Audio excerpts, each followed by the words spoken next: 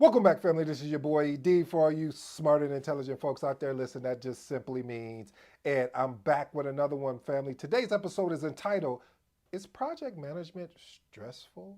Again, is project management successful? Now, listen, have you ever really truly wondered, is project management truly stressful? Seriously, family, when you think about it, if you're not already in the career of project management, you're thinking about getting in it, this video is definitely for you. And if you're in it, you could concur with me. I know what I'm about to do here is one of our secrets in project management that we normally don't share, which is some of the stressful moments. But listen, you know how I'm going to do it. I'm going to frame it up in a 7-point framework, my framework, and then we'll walk through each one of these points and see what stands out. So let's work real quick, family. First point is personal resilience. Again, personal resilience. Let me be honest with you, family.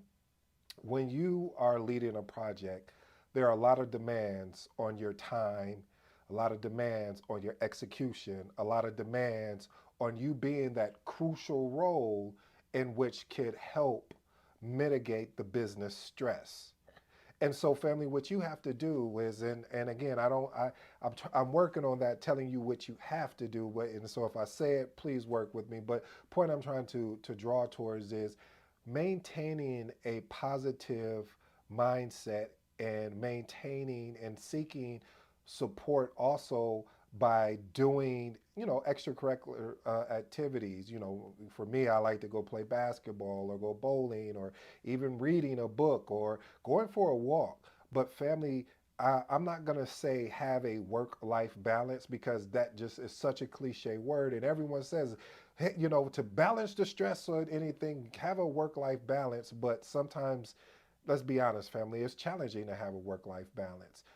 And sometimes you may be finding yourself, working more and spending time with yourself less. And sometimes it's flipped around.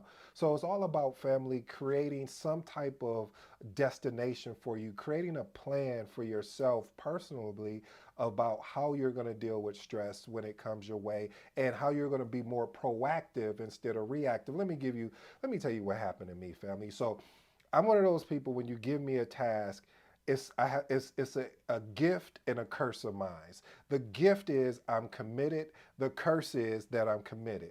That may have missed you. I said a gift of mine is that I'm committed, and my curse is that I'm committed. You see, what I mean by that is I'm going to keep going after, trying to figure it out instead of taking the time out, okay, and saying, okay, I went at it for about 3 hours here. You know what? Let me stand up, walk away from the information, and maybe take a walk, and then come back and then attack it again. And see what I would do, family. And it wasn't until this is a true story too, family. It wasn't until a manager pulled me to the side. He said, "Listen," he said, "Ed, I appreciate your dedication." He said, "If I know of anyone, if we have a problem, we give it to you. You're going to sit there and try and figure and solve it until you could solve it, basically." He said, "But what I want you to keep in mind is the ability to be able to leave the problem where it is and then come back with a refreshed mind or a refreshed approach."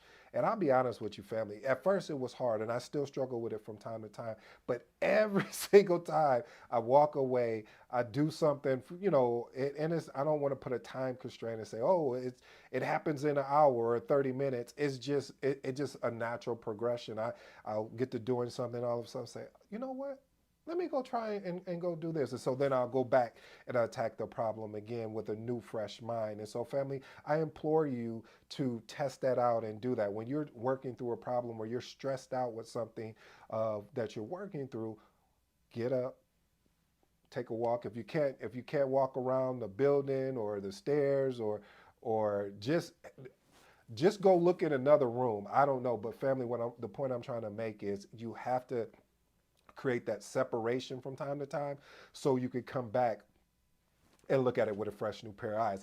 I drained that a little bit too long. I apologize, but I truly want you to understand the importance of being able to take that personal, having that personal resilience and putting things in play for that.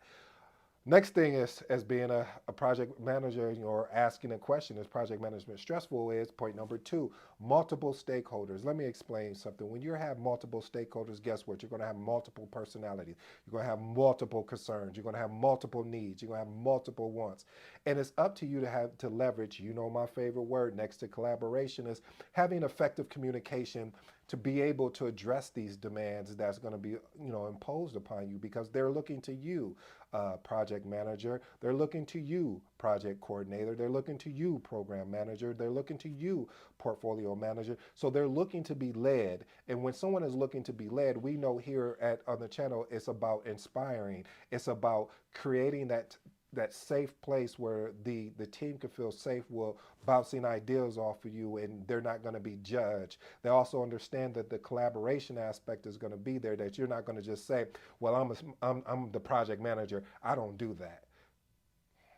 All right, let's move on to point number three. Point number three is time constraint. Listen, family, time is of the essence. One of the best attributes, I'm actually working on an ebook for you for this, is around time management. How do I manage time when I'm leading a project? Well, what I found to be very successful is sometimes is putting yourself in a meeting with yourself, so you can block off that time and be laser focused. Especially I normally use that when I'm working on meeting minutes, or I'm working on creating a PowerPoint presentation that needs to be delivered, meaning giving updates of where we're currently at.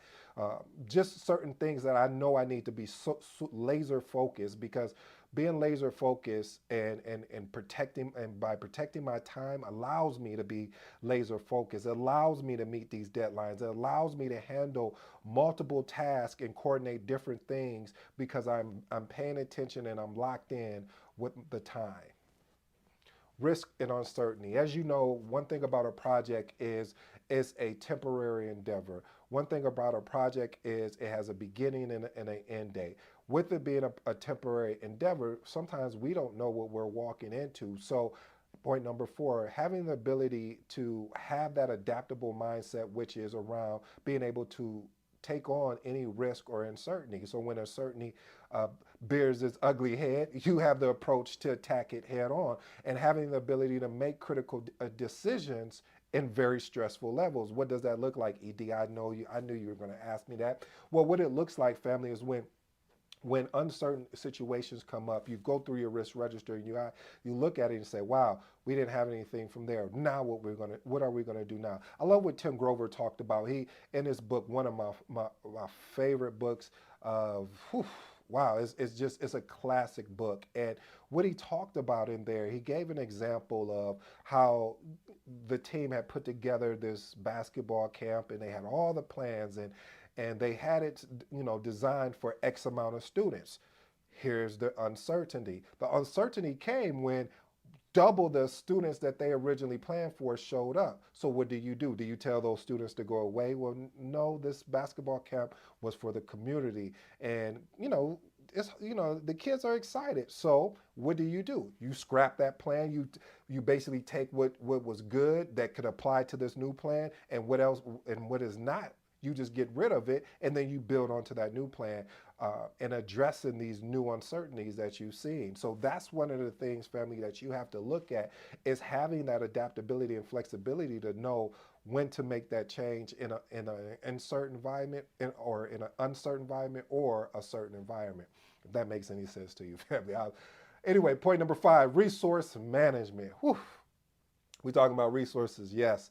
One thing about resources is just not all monetary. Resources could be anything from people resources, let's say human resources, or anything to do with equipment, have anything to do with the budget. Well, that's when we start identifying the monetary aspect of things. So looking and making sure that none of these, that you don't have a shortage in your resource allocation. One of the things I always see within projects is there's always an opportunity for, when I use opportunity, I use it in a slight to say that there's an opportunity to constantly always looking to address any potential resource constraints, or basically planning ahead. And when you like, I know you're like, well, I'm confused. What do you mean planning ahead for a resource constraint? Well, a lot of times what can happen in family, your project priority could shift. And what I mean by that is that yeah, your project may be the number one and all the resources may have been assigned to it, but something may have happened in the operational aspect of the day-to-day business that your resource has gotten pulled away. And so he or she may be gone for a week or a month. Or then you have, or you may have something else, family, in which the resource actually left the organization. So I'm always thinking of how can I plan ahead for the resources so I won't have a resource constraint, whether that's a human resource constraint, equipment, or even around budget. Let's go to point six. Point six is high expectations. You know what, family? A lot of reasons why another reason why I believe personally, and this is just my thoughts of why projects are not successful, is because of the expectation was not communicated effectively.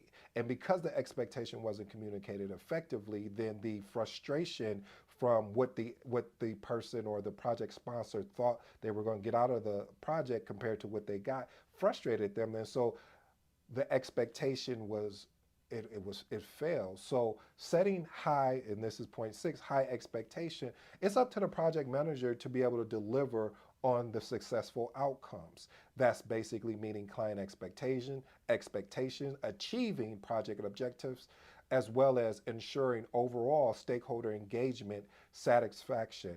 And I'm gonna be honest, it can be stressful when you're leading that because it's such there's that's that stress that you want to make sure that your customer is happy. I heard somebody say ask and I forgot the gentleman's name, so I apologize, but you'll know him. He owns the Starbucks. He owns I believe it is Patron, the liquor company. And interviewer asked him, he said, so what do you think is the best customer? He said a repeatable customer. And that's true, because a repeatable customer, they know what you're able to deliver on. They know what your value is, and so they're willing to invest in you. So a repeatable customer going back to point number six, which is high expectation. It's important that you create a repeatable customer. And how do you do that? Being able to meet those high expectations. And then what do we do as exceptional project managers? We exceed it to be exceptional. The last and final point here, family, is dynamic nature. Huh? Say that again. I think I may have missed it. Dynamic nature. What does that mean, ED? Well, let me unbreak that or unpack that for you. Meaning, project managers operate in a dynamic environment with evolving requirements, changing priorities, and unexpected challenges. Listen, family, I wish I could tell you that it would be so easy that now you've just been crowned the project manager and you're not going to have any challenges.